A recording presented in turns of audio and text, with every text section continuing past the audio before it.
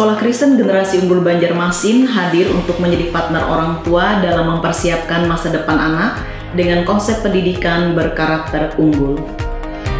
Visi misinya luar biasa yang saya dapatkan untuk anak-anak di sini, dan terbukti setelah 6 bulan anak saya sekolah di sini, Sharon, ada banyak perubahan yang terjadi.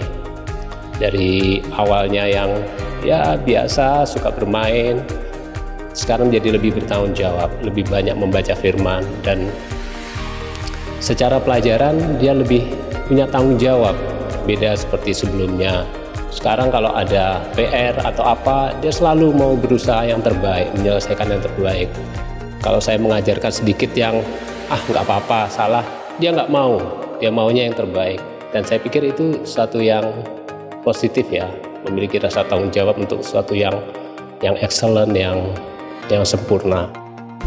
Dan satu hal yang paling signifikan yang boleh saya lihat adalah betapa dia saat ini semangat sekali untuk bisa baca Alkitab. Dan setiap malam dia akan selalu mengingatkan sebelum tidur untuk kita boleh baca Alkitab bersama-sama, merenungkan apa yang menjadi firman Tuhan pada hari itu. Dan setiap harinya dia akan cerita apa saja yang sudah dia pelajari di sekolah, apa yang dipelajari dengan misnya, bahkan apa yang dia sharing dengan teman-temannya di sekolah Genu.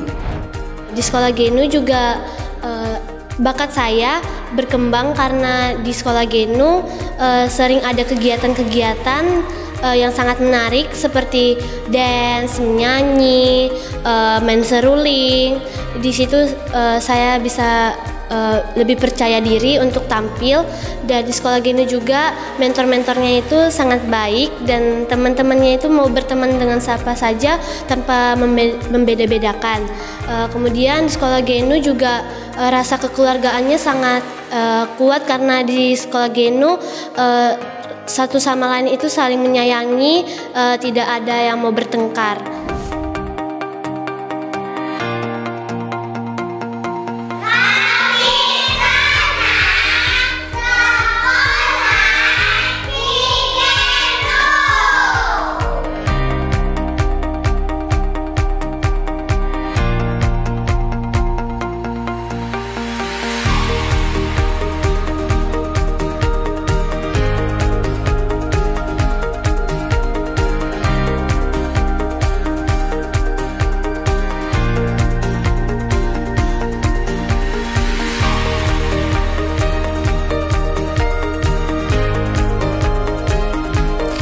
Pendaftaran dibuka untuk tingkat PGTK, SD, dan SMP. Segera daftarkan putra-putri Bapak dan Ibu, tempat terbatas.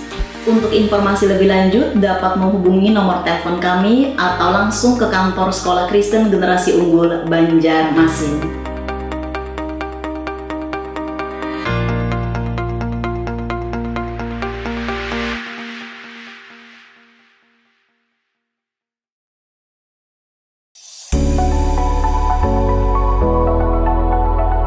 Shalom warga kerajaan, kembali pada hari ini Tuhan izinkan kita untuk dapat ibadah online.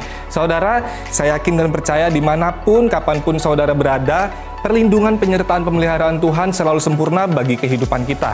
Sebelum ibadah dimulai, izinkan saya untuk membagikan beberapa informasi seputar gereja. Yang pertama, bagi saudara yang ingin memberikan persembahan, gereja sudah menyiapkan beberapa fasilitas. Di antaranya adalah QRIS yang dapat diakses melalui aplikasi OVO, Dana, dan juga GoPay. Atau bisa juga melalui transfer bank seperti yang tertera pada slide berikut ini.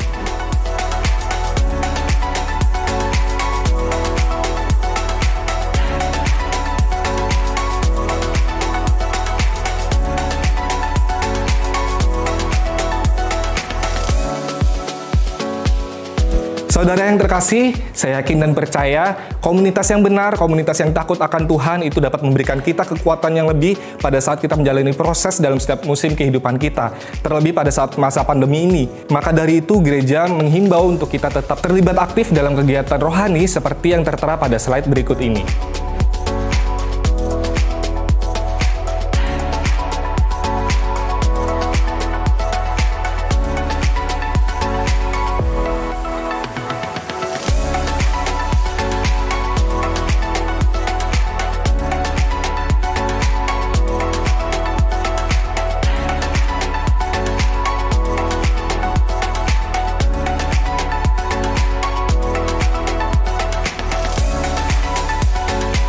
Saudara, selain bisa diakses melalui YouTube, ibadah kita juga diputar di Radio Karisma Nada dengan frekuensi 98,4 FM yang akan diputar pada jam 8 pagi dan jam 5 sore. Sebentar lagi ibadah kita akan dimulai. Kami menghimbau untuk kita tetap fokus pada saat kita mengikuti serangkaian ibadah hari ini, karena kita tidak hanya menyaksikan dan menonton tayangan di YouTube, tapi kita juga sama-sama terlibat aktif dalam pujian penyembahan, dan saudara juga dapat meresponi setiap firman yang dibagikan pada hari ini, dan juga saudara dapat mencatatnya. Baiklah, sekian informasi yang dapat saya sampaikan pada kesempatan kali ini seputar gereja. Akhir kata saya mengucapkan terima kasih, selamat beribadah, Tuhan Yesus memberkati. Amin.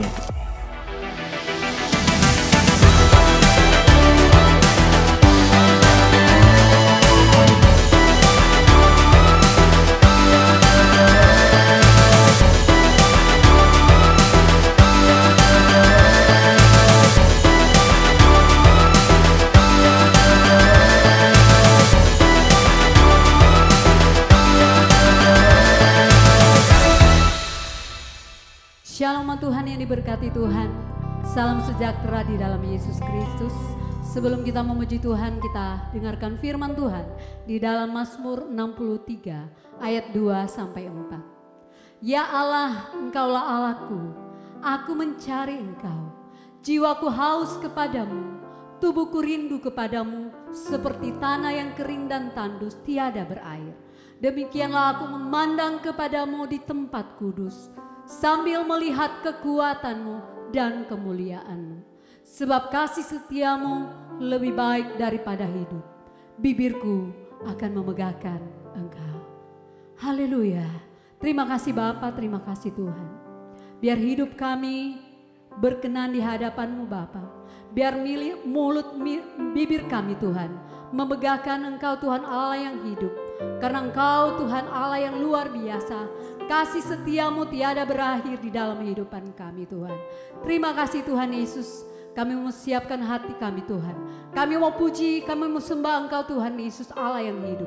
Terpujilah nama Tuhan Yesus kekal selama-lamanya Tuhan. Biar pujian penyembahan kami Tuhan menjadi dupa yang harum dan berkenan di hadapan-Mu Bapa. Terpujilah nama Tuhan, di dalam nama Yesus sama-sama kita katakan amin. Berikan kemuliaan bagi Tuhan Yesus. Haleluya. Haleluya. Terima kasih Tuhan. Oh.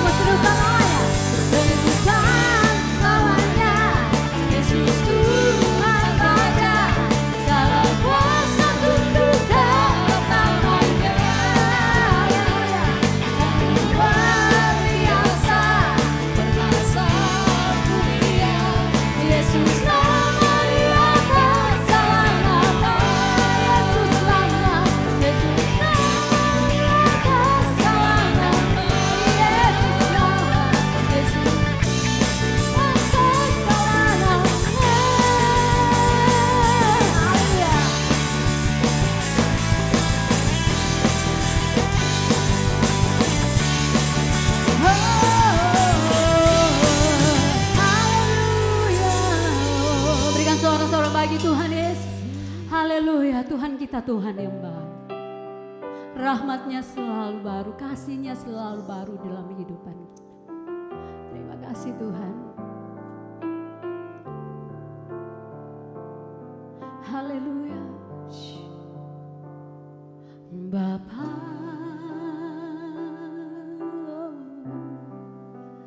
Engkau sungguh baik,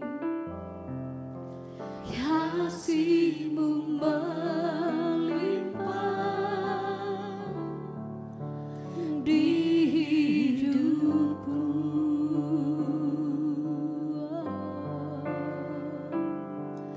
Bapa, ku berterima kasih berkat-Mu hari ini yang Kau sediakan bagiku. Naikkan syukur, ku naikkan syukurku buat hari yang Kau beri. Tak habis-habisnya kasih dan rahmat-Mu, selalu baru dan tak pernah terlambat pertolongan-Mu. Besar setiamu di semua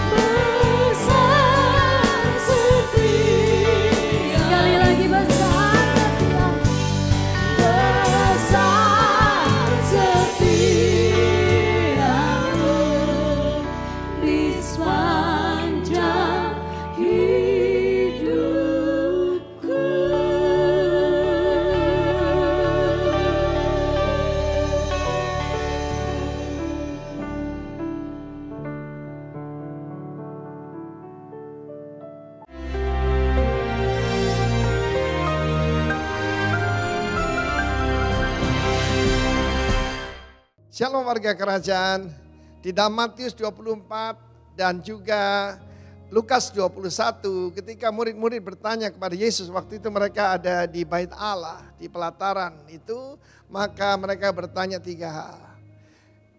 Pada waktu itu mereka bertanya, kapan itu akan terjadi dan apa yang akan terjadi kepada bait Allah. Mereka sangat membanggakan sebagai orang Yahudi, bait Allah yang mungkin tidak ada duanya di dunia saat itu. Tapi Yesus mengatakan pertama-tama, berhati-hatilah, waspadalah. Jadi kalau orang tanya kepada saya, apa yang kita harus lakukan pada saat-saat seperti ini? Waspadalah, maka yang kita harus hadapi adalah berbahaya sekali justru penyesatan. Ya, akan banyak sekali penyesatan di mana-mana. Dan orang berkata, I'm Christ, dan menyesatkan banyak orang. Bahkan mereka menyaru sebagai malaikat terang. Jadi kalau orang ngaku pengikut Yesus, lalu mereka juga melakukan mujizat, jangan terlalu percaya. Sebab ada rasul palsu, nabi palsu, pengajar palsu. Tetapi nomor satu, Tuhan berkata, take heed of yourself. Perhatikan keadaan dirimu sendiri. Seringkali kita yaitu menganggap diri kita oke kalau kita tidak demam. Maka biasanya yang diperiksa itu kan di sini. Ya. Maka nomor satu, kita harus tahu bahwa pikiran kita itu harus dalam keadaan shalom. Dalam keadaan damai sejahtera. Karena kita tahu siapa diri kita. Keadaan tidak akan menjadi lebih baik seperti dikatakan banyak orang. Tidak ada utopia di dunia ini. Yang ada kerajaan shalom nanti kalau Tuhan Yesus datang. Jadi pertama-tama take heed of yourself. Perhatikan keadaan rohani kita.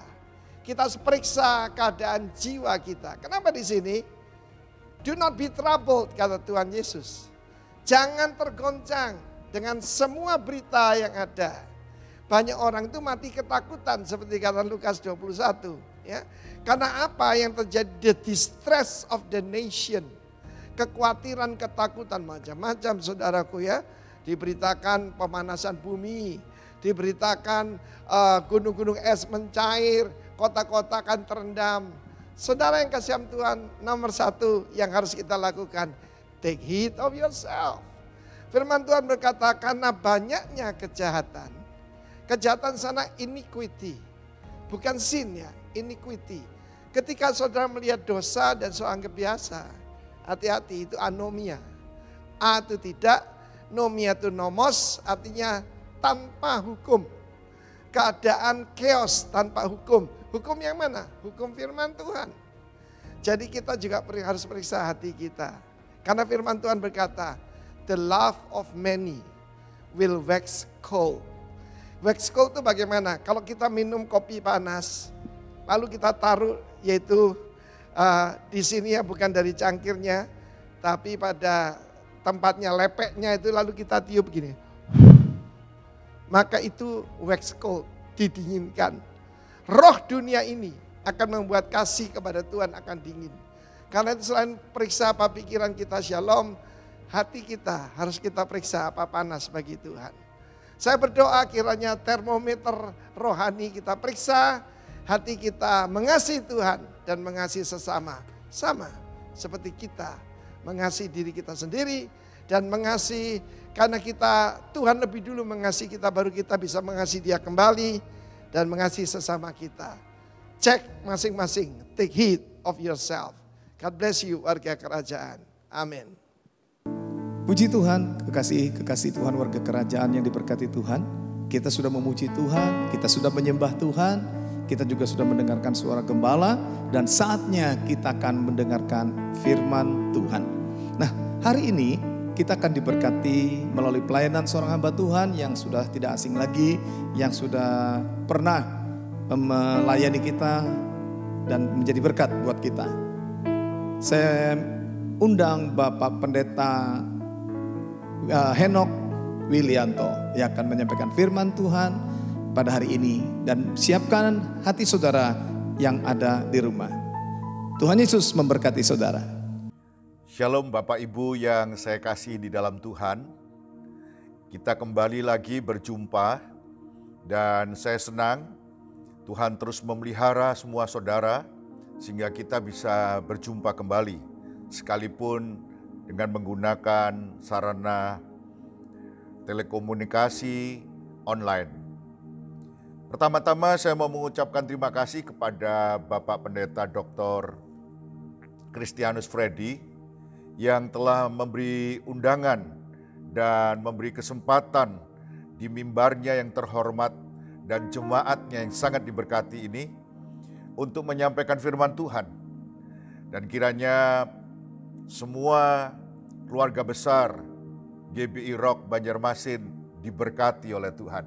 Saya berdoa supaya saudara terus berkembang di tengah-tengah keadaan sesulit apapun. Tuhan Yesus memberkati setiap orang yang mengandalkan Tuhan. Saudara-saudara, mari kita sama-sama berdoa terlebih dahulu sebelum kita mendengarkan firman Tuhan. Mari sama-sama kita berdoa. Tuhan Yesus yang baik, kalau kami bisa ada sampai hari ini karena kemurahan Tuhan. Situasi pandemik yang sedang berlangsung dan belum menampakkan tandanya akan berakhir.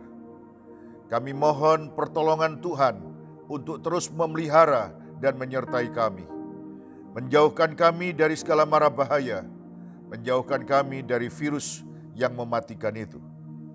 Kami percaya orang-orang yang mengandalkan Tuhan tidak pernah kekurangan perkara baik. Dan kami mohon belas kasihan Tuhan untuk menolong kami mengerti firman-Mu dan memahami apa yang menjadi rencana Tuhan dalam hidup kami. Dalam nama Tuhan Yesus Kristus. Amin. Saudara-saudara, banyak orang bertanya kepada saya, apa yang harus dilakukan kalau kita mau tetap bertahan dan mampu menjalani situasi yang berat ini? Sebab banyak orang mengatakan begini, COVID-19 atau pandemik COVID-19 ini bisa saja segera akan berakhir. Tapi COVID-19 yang lain yang terjadi secara global bisa terjadi di beberapa tahun yang akan datang. Dan kita menghadapi masa-masa yang terus-menerus harus menyesuaikan diri dengan keadaan itu. Nah, pertanyaannya adalah bagaimana mengatasi, bagaimana strategi hidup di tengah-tengah pandemik COVID-19 ini. Saudara-saudara, saya perlu menjelaskan apa yang sedang terjadi di tengah-tengah bangsa kita. Yang pertama mengenai masalah ekonomi Indonesia di masa COVID ini selama bulan Maret sampai sekarang. Pemerintah memberitahukan bahwa ekonomi Indonesia mengalami kontraksi 5,32%. Artinya pertumbuhan ekonomi Indonesia dalam kuartal yang kedua itu mengalami penurunan 5,32%. Dan menurut beberapa orang itu disebut sebagai resesi. Dan kalau saudara bertanya resesi itu apa, secara sederhana bisa dijelaskan dalam bahasa yang umum populer adalah ketika orang lain, tetangga kita kehilangan pekerjaan, itu namanya resesi. Tetapi ketika kita mengalami resesi, maka itu dinamakan depresi. Jadi depresi ekonomi itu adalah kalau kita sendiri kena imbasnya. Nah, saudara-saudara, untuk membuat pertumbuhan ekonomi kita di bangsa ini di kuartal yang ketiga bisa meningkat, bisa naik, tidak seperti kuartal yang kedua, maka pemerintah itu melakukan subsidi, program mensubsidi senilai 37,7 triliun. Dan itu berarti akan ada uang dalam kuartal yang ketiga 37,7 triliun berputar di tengah-tengah masyarakat supaya ekonomi bangsa Indonesia kembali bisa berjalan dengan baik. Dan itu dimulai bulan Agustus, September, Oktober, dan November. Siapa yang akan menerima subsidi itu? pemerintah menetapkan ada 600.000 rupiah yang akan diberikan kepada setiap orang yang penghasilannya di bawah 5 juta. Setiap bulan dikasih 600.000. Dan berlangsung sampai 4 bulan. Dan jumlah orang yang menerima itu 13,8 juta orang. Satu jumlah yang besar. Nah, saudara-saudara, akan ada uang berputar di tengah masyarakat 37,7 triliun untuk membangkitkan, menggairahkan ekonomi Indonesia. Dan yang kedua, saya mau menyampaikan bahwa kondisi pendidikan anak-anak kita di masa COVID ini mengalami perubahan yang belum pernah terjadi sebelumnya. Di mana anak-anak harus sekolah dari rumah, study from home. Dan itu menyebabkan anak-anak yang tadinya suka lari-lari, suka bermain, sekarang hanya duduk di rumah dan melihat TV, melihat iPad atau melihat handphone selama 5-6 jam sehari. Dan beberapa tulisan bahkan sindiran menunjukkan bahwa anak-anak itu hanya 2 menit pertama bisa bertahan. Tapi 10 menit berikutnya mereka sudah tertidur. Bahkan banyak orang tua yang ikut sekolah karena orang tuanya melihat anak-anaknya menjadi tidak serius belajar di rumah.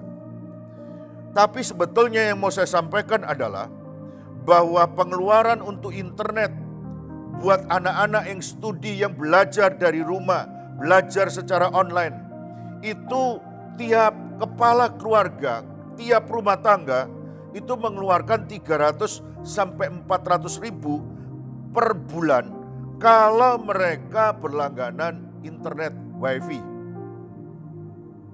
Itu artinya unlimited dipakai untuk satu keluarga. Itu saudara-saudara kalau orang tuanya tinggal di kota dan sudah ada jaringan internetnya.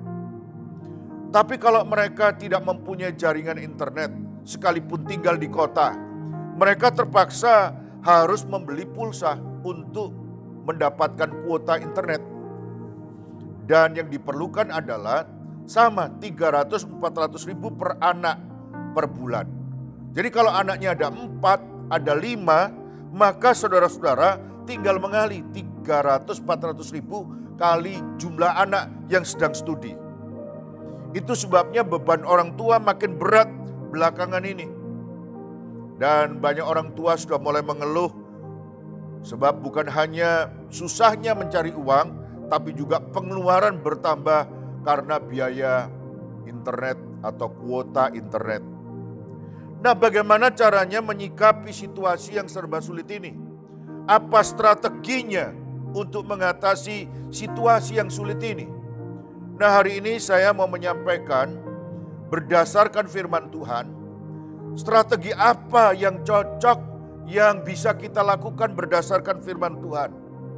Dan saya menemukan ada yang dinamakan dengan Joseph strategi atau biasa disebut strategi Yusuf. Nah, strategi Yusuf ini mempunyai 3 unsur.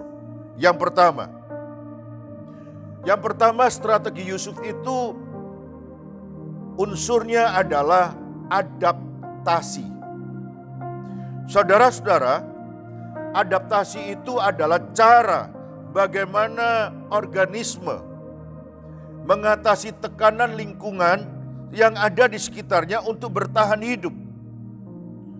Saudara-saudara, organisme makhluk hidup yang tidak bisa beradaptasi akan menjadi punah. Tapi makhluk hidup yang mampu untuk beradaptasi akan menghadapi kemampuan yang dinamakan bertahan, berjuang untuk tetap hidup. Kalau saudara melihat kenapa pernah ada cerita dinosaurus, binatang-binatang raksasa pernah ada di bumi ini dan sekarang sudah tidak ada lagi, penyebabnya satu, karena mereka tidak mampu untuk beradaptasi. Tapi yang lain yang mampu untuk beradaptasi, semuanya bisa ada sampai hari ini. Saudara-saudara yang saya kasih dalam Tuhan, mari kita melihat bagaimana kemampuan beradaptasi dari Yusuf ini. Kita baca Kejadian 39 ayat 1 dan 4. Adapun Yusuf telah dibawa ke Mesir, dan Potifar, seorang Mesir, pegawai istana Firaun, kepala pengawal raja, membeli dia dari tangan orang Ismail yang telah membawa dia ke situ.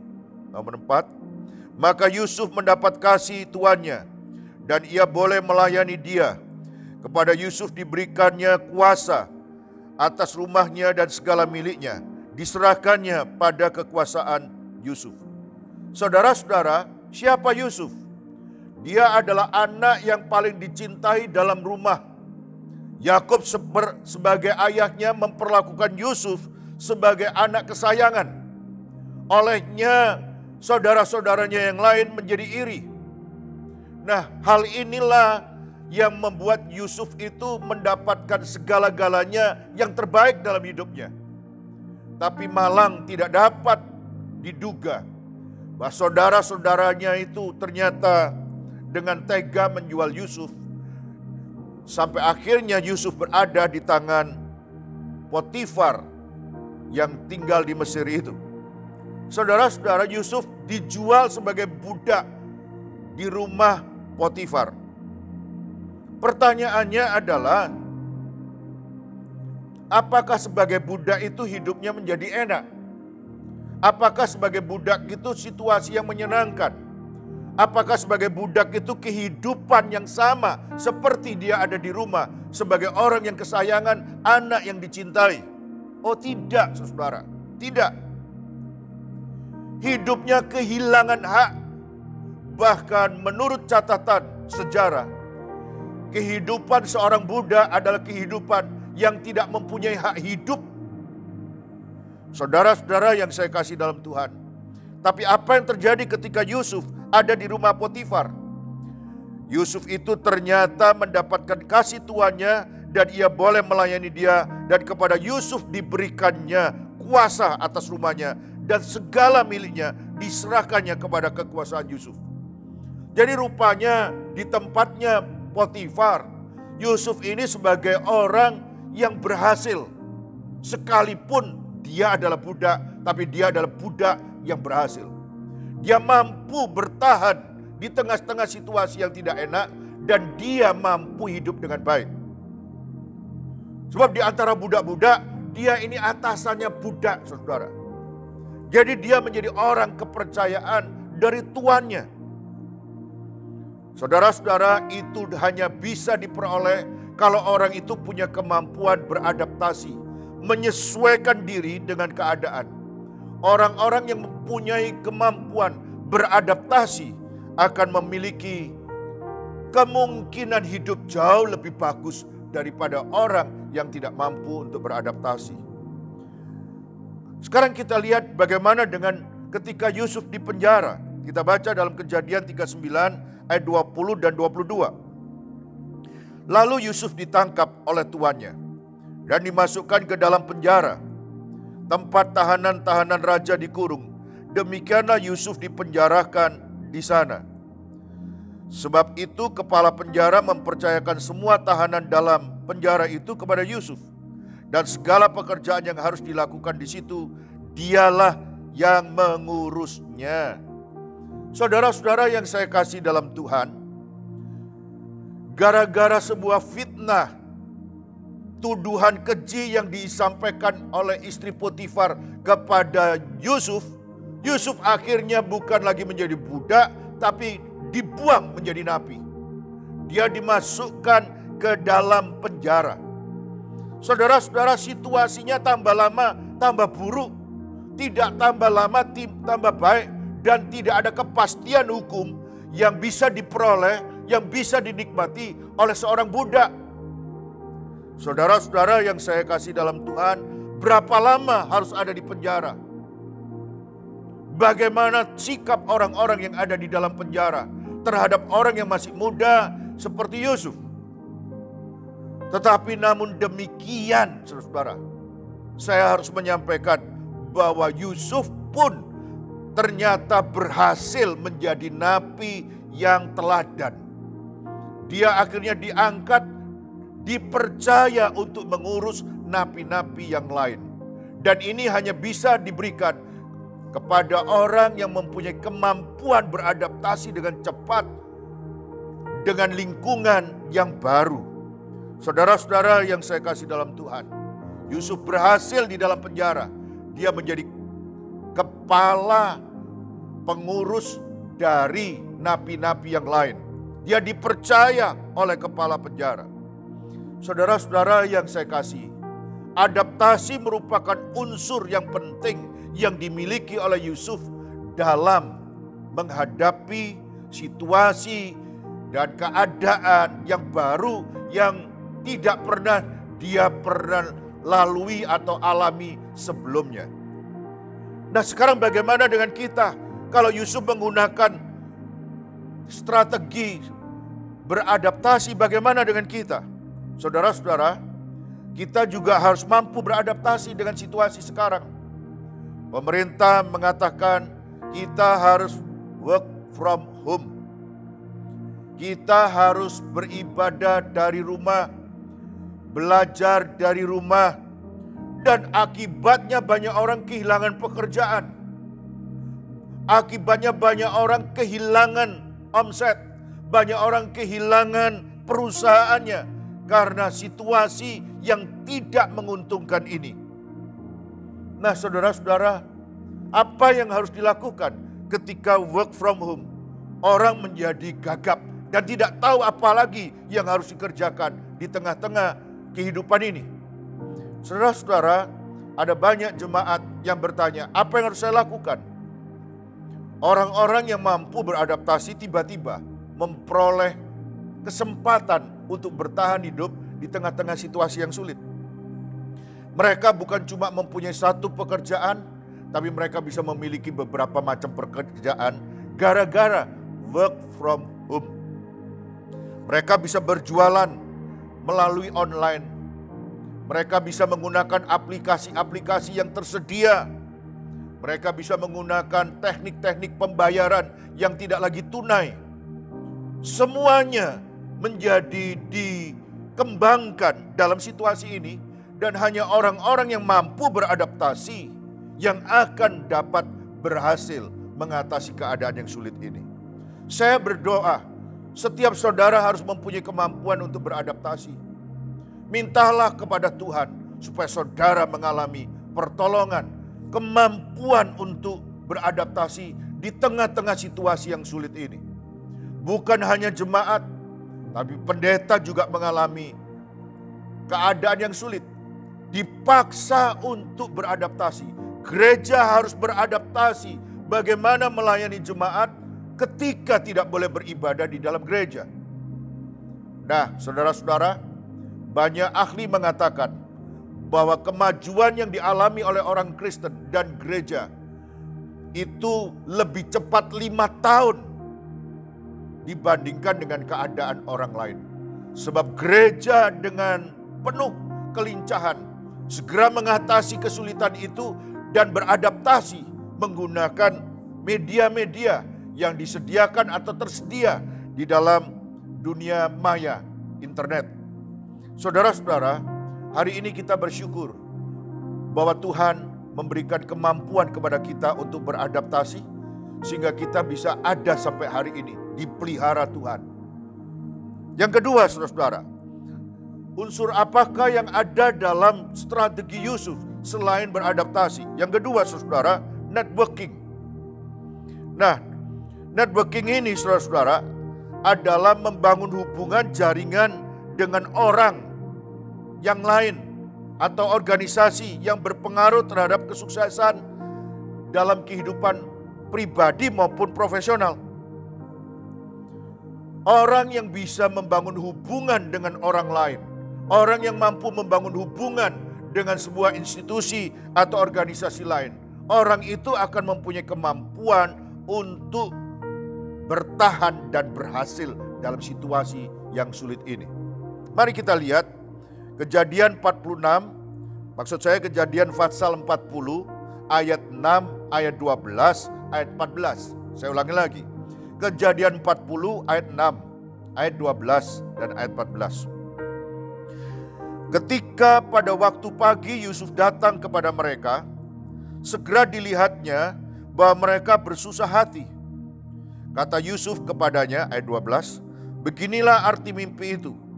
Ketiga carang itu artinya 3 hari.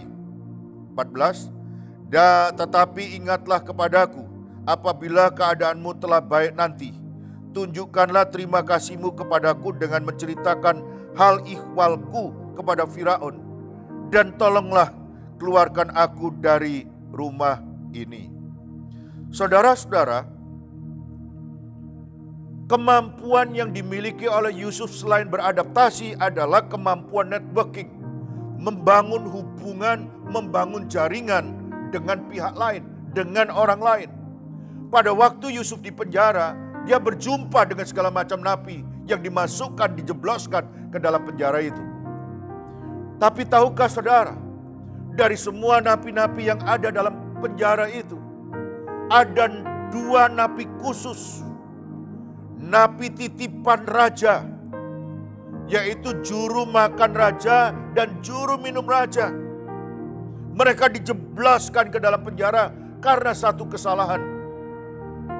Dan mereka juga tidak tahu apa yang akan terjadi dengan masa depan mereka. Alkitab mencatat bahwa mereka sedang bersusah hati pada waktu yang bersamaan. Dan ketika mereka bersusah hati, tidak ada orang yang mau tahu, sebab semua orang juga susah.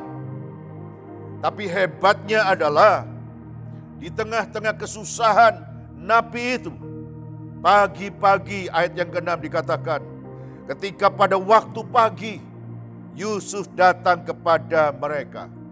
Saat yang tepat memberikan pertolongan, membangun hubungan dengan orang adalah kalau orang itu pada waktu susah, pada waktu membutuhkan pertolongan.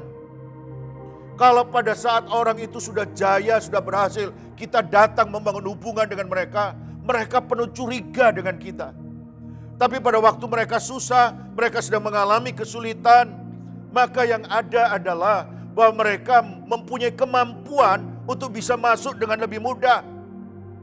Saudara-saudara, Yusuf masuk pada saat seperti itu, membangun hubungan ketika mereka sama-sama sepenanggungan ada dalam penjara.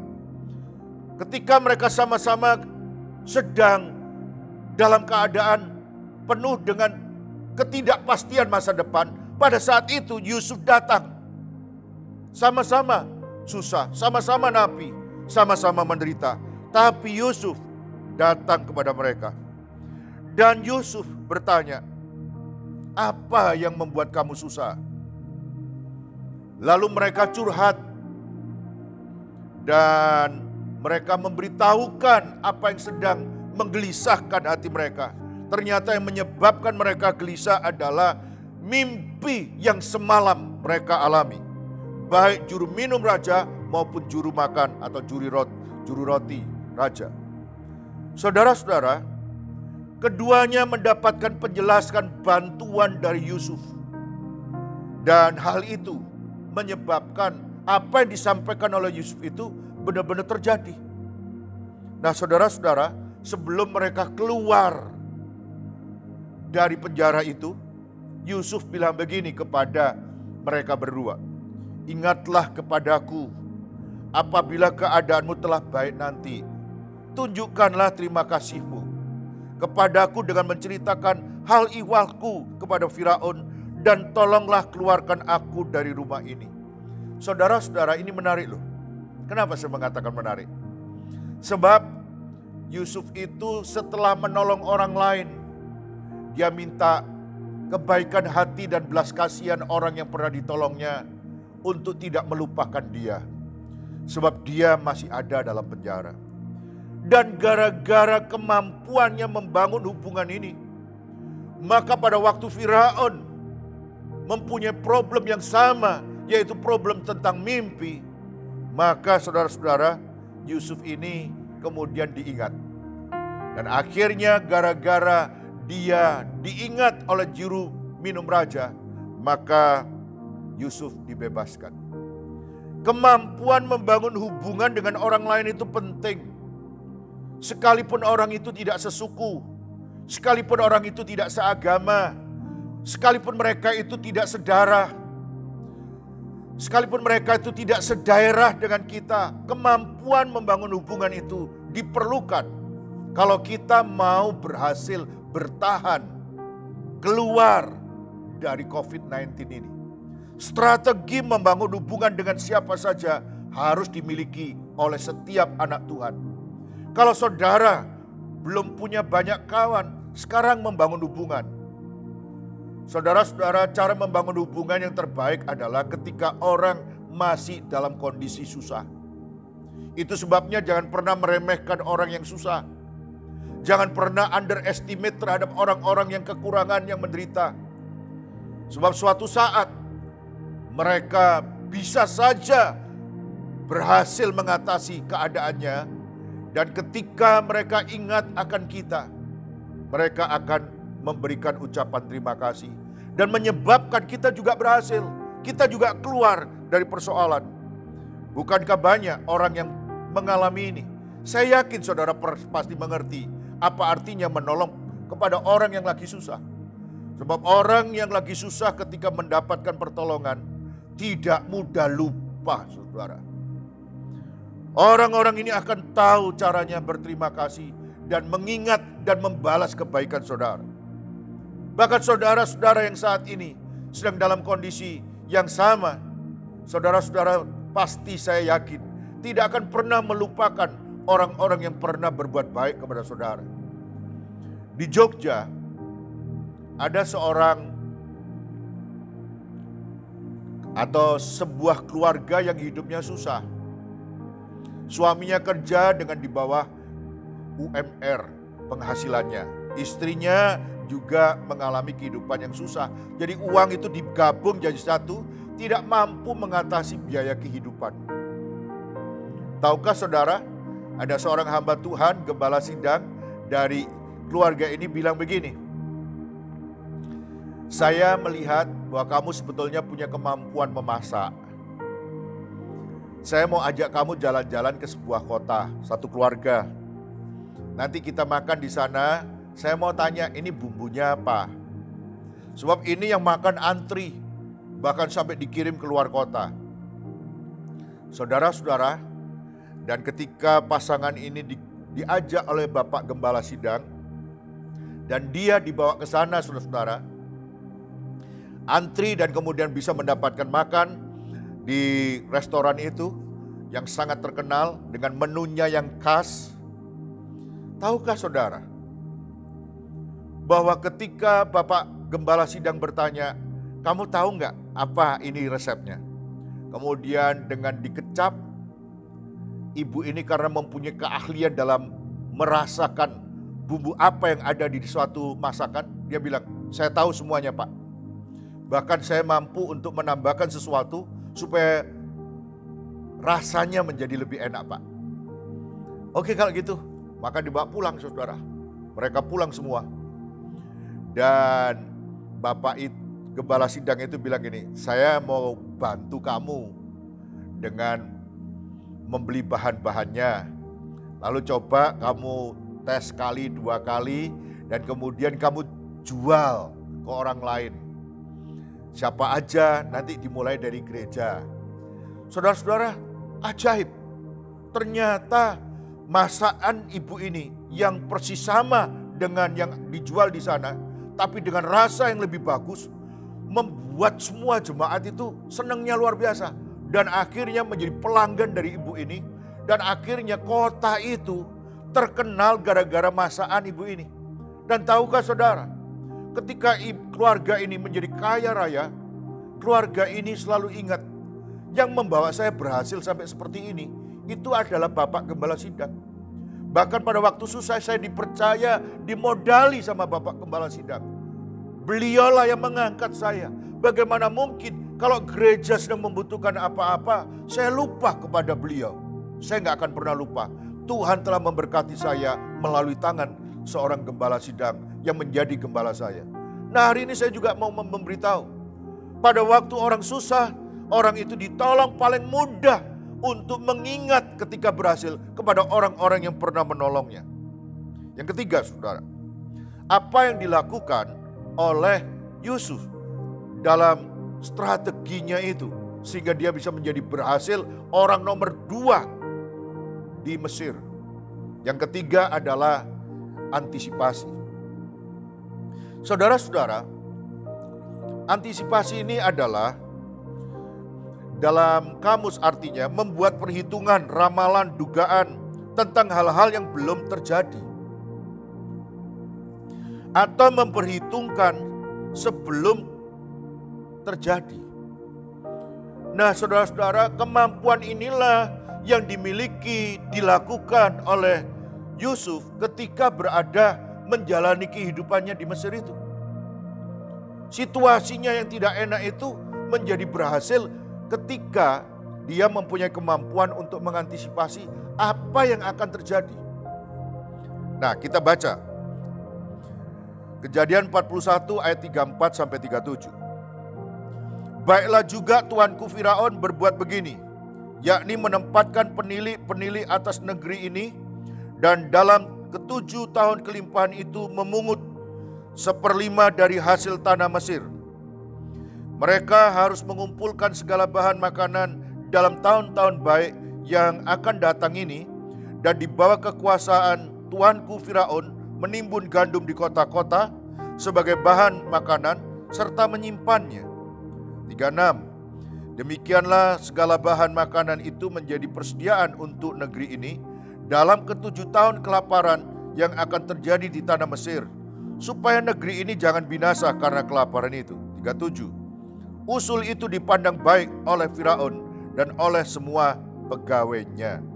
Saudara-saudara, kemampuan dari Yusuf mengantisipasi kelaparan selama 7 tahun, kelaparan yang belum pernah terjadi sampai 7 tahun, saudara, dilakukan dengan baik oleh Yusuf, diantisipasi dengan baik oleh Yusuf, dan caranya mengantisipasi dijelaskan secara detail oleh Yusuf kepada Firaun, di depan juga para pegawai-pegawainya. Dan tahukah saudara, kemampuan untuk mengantisipasi ini penting. Sebelum kejadian buruk terjadi, orang itu harus membuat perhitungan apa yang harus dilakukan. Kalau itu terjadi, kita mengharapkan yang terbaik, tapi kita juga mempersiapkan kalau sesuatu yang buruk terjadi. Nah, saudara-saudara, kemampuan mengantisipasi itu penting. Nah, kalau ini sampai tidak jelas kapan selesainya, tahukah saudara apa yang akan terjadi? Nah, hari ini saya mau mengatakan kepada saudara, kemampuan untuk mengantisipasi suasana situasi ekonomi, kesehatan, dan masa depan itu perlu dilakukan. Memang Tuhan memegang kendali, tapi Tuhan memberikan kita kemampuan untuk mengantisipasi keadaan. Misalnya, sedia payung sebelum hujan. Kalau kita tahu keadaan mendung, ya kita harus bawa hujan, bawa jas hujan, saudara. Betul nggak, saudara? Saya mau membicarakan itu. Kemampuan beradaptasi itu penting. Kemampuan membangun hubungan itu penting. Tapi kemampuan untuk mengantisipasi situasi itu juga penting. Saudara-saudara, saya mau menyampaikan, banyak orang tua menjadi gagap menghadapi situasi ini. Tapi saya mau menyampaikan sebuah ide kepada saudara untuk dipertimbangkan. Anak-anak yang kita miliki sebetulnya mempunyai kemampuan untuk mengantisipasi keadaan dengan baik kalau kita libatkan dalam hidup ini. Tahukah saudara, di zaman internet, di zaman multimedia ini, anak-anak itu mempunyai kemampuan yang jauh lebih hebat daripada kita. Kalau saudara bisa menikmati khotbah saya yang hari ini disampaikan dengan cara yang begitu cantik dan indah, tahukah saudara, di balik itu ada tangan-tangan yang terampil dengan kemampuan skill di luar kemampuan kita. Siapa mereka? Mereka itu adalah anak-anak muda, generasi muda, dan salah satunya adalah anak saudara dan anak saya. Mereka mengedit, mereka mengambil gambar, mereka membuat angle-angle khusus. Bagaimana caranya supaya penonton tidak bosan, bagaimana supaya jemaat tidak bosan ketika melihat, bagaimana cara memindahkan kamera, bagaimana mengambil gambarnya. Semuanya itu diperlukan untuk suatu tampilan supaya ibadah bisa berjalan dengan baik. Kalau ini ada kaitannya dengan khotbah, dengan ibadah di gereja.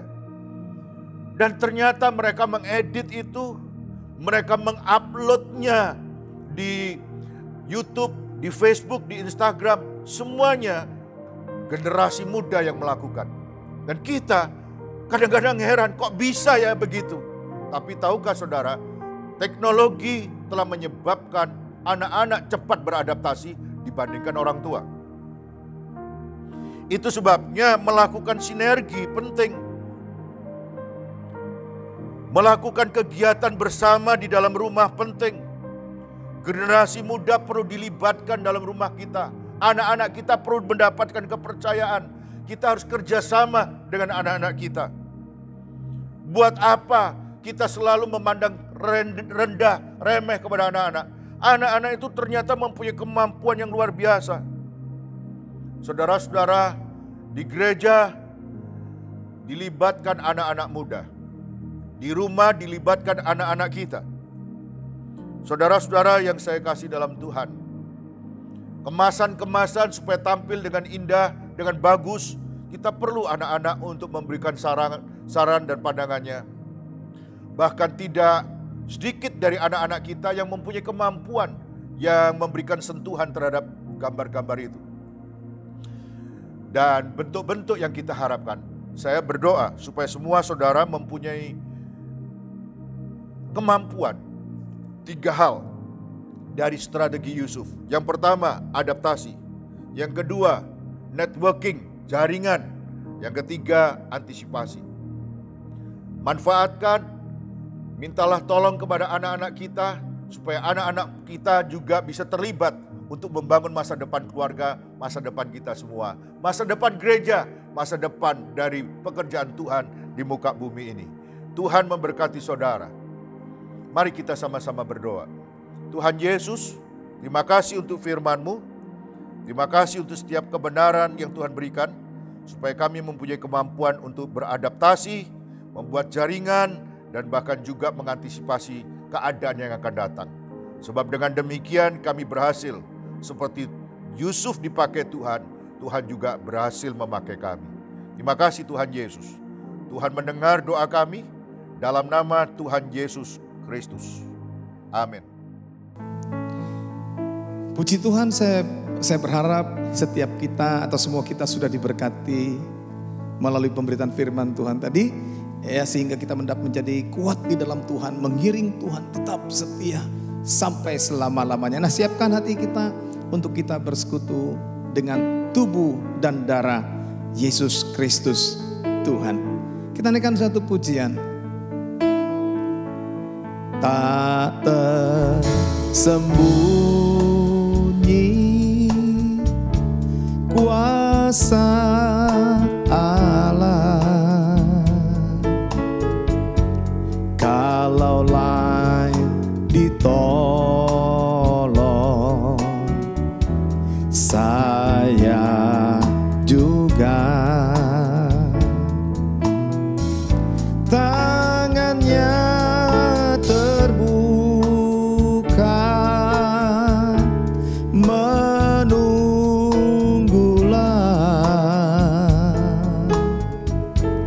tak tersembunyi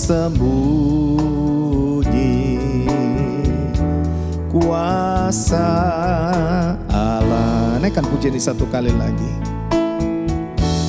Tak tersembunyi kuasa Allah, kalau lain ditolong, saya juga.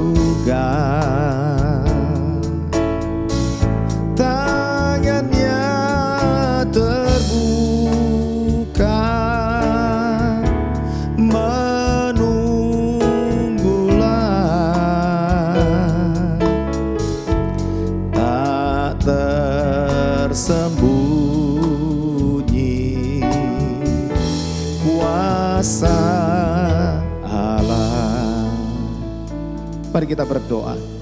Bapa, terima kasih untuk firman-Mu. Dan biar firman-Mu menguatkan kami yang lemah, menghiburkan yang susah, dan memberikan pengharapan bagi yang putus asa. Sekarang kami akan bersekutu dengan tubuh dan darah-Mu. Layakkan kami Tuhan, ampuni kelemahan kami, ampuni kekurangan kami, ampuni dosa-dosa kami ya Tuhan yang kami lakukan Tuhan. Yang jatuh bangun di dalam dosa, ampuni kami Tuhan. Sehingga pada waktu kami bersekutu dengan tubuh dan darah-Mu, bukan kutuk yang kami terima, tapi berkat dan janji-janji ilahi. Bapak terima kasih. Oleh sebab itu Bapak, saat ini hamba berdoa untuk roti dan anggur yang ada di depan kami. Dan di rumah jemaat-Mu masing-masing, tumpangkan tangan-Mu atasnya, berkati ya Tuhan.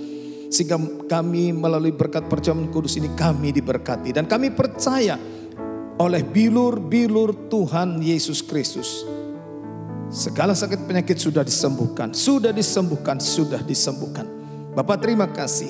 Terpujilah nama-Mu kekal selama-lamanya sampai selama-lamanya. Dalam nama Tuhan Yesus kami berdoa dan bersyukur. Haleluya. Mari saudara yang dikasihi oleh Tuhan Yesus Kristus, angkat roti yang sudah diberkati oleh Tuhan dengan tangan kanan kita lebih tinggi dari kepala kita.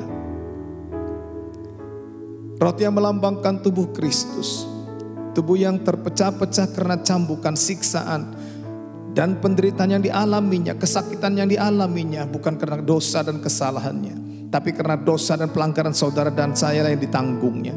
Bahkan dia rela mati tergantung di atas kayu salib melalui kematiannya, supaya saudara dan saya memperoleh hidup yang kekal bersama-sama dengan dia di dalam kerajaan yang tidak tergoncangkan. Bukankah roti yang sudah diberkati oleh Tuhan ini adalah persekutuan dengan tubuh Kristus? Haleluya, amin. Mari makan dalam nama Tuhan Yesus Kristus.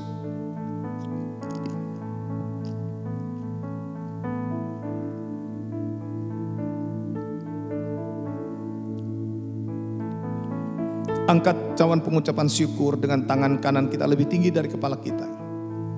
Taruh tangan kiri saudara di depan dada saudara sebagai tanda penyerahan kepada Tuhan. Firman Tuhan katakan, semua manusia telah berdosa dan telah kehilangan kemuliaan Allah. Upah dosa adalah maut, tapi karunia Allah adalah hidup yang kekal. Firman Tuhan katakan, marilah kita berperkara, sekalipun dosamu merah seperti kirmisi akan menjadi putih seperti salju. Sekalipun berwarna merah seperti kain kesumba akan menjadi putih seperti bulu domba. Tidak ada bahan pencuci di dunia ini yang dapat menyucikan dosamu dan dosaku kecuali darah Yesus Kristus Tuhan. Bukankah cawan pengucapan syukur yang atasnya kita ucapkan syukur, ini adalah persekutuan dengan darah Kristus? Haleluya, amin. Minum dalam nama Tuhan Yesus Kristus. Haleluya.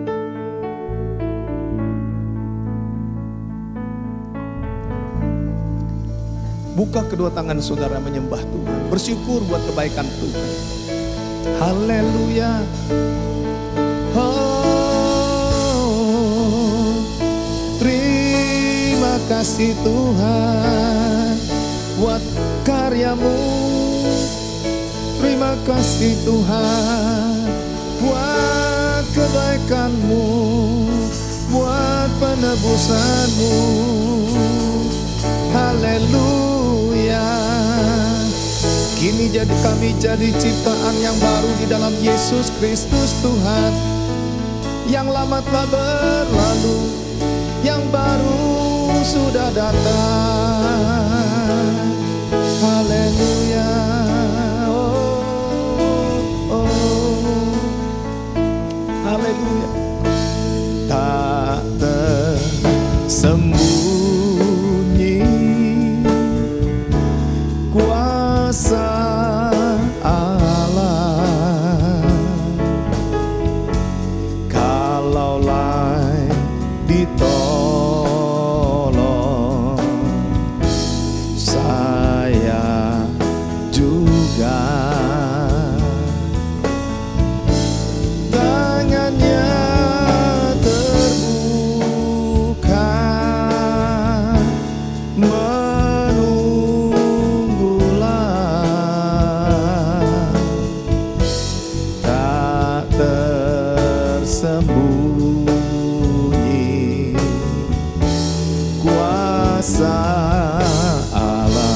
lagi sambil mengangkat tangan kanan kita. Tak tersembunyi kuasa Allah, kalaulah ditolong saya juga.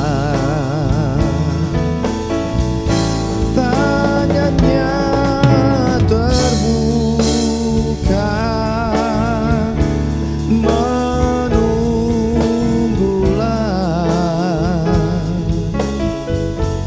tak tersembunyi kuasa Allah, tak tersembunyi kuasa Allah,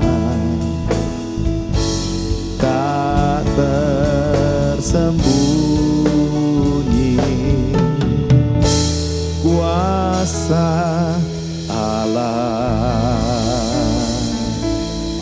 Mari kita berdoa. Bapa, terima kasih Engkau sudah memberkati ibadah ini dari awal sampai akhirnya. Kami kembalikan segala hormat, kemuliaan, pujian, ucapan syukur hanya bagi-Mu. Memberkati jemaat-Mu yang ada di rumah, yang saat ini tidak bisa, yang dimana kami tidak bisa berhimpun bersama-sama. Tapi kami percaya tidak ada batas ruang dan waktu yang menghalangi kami.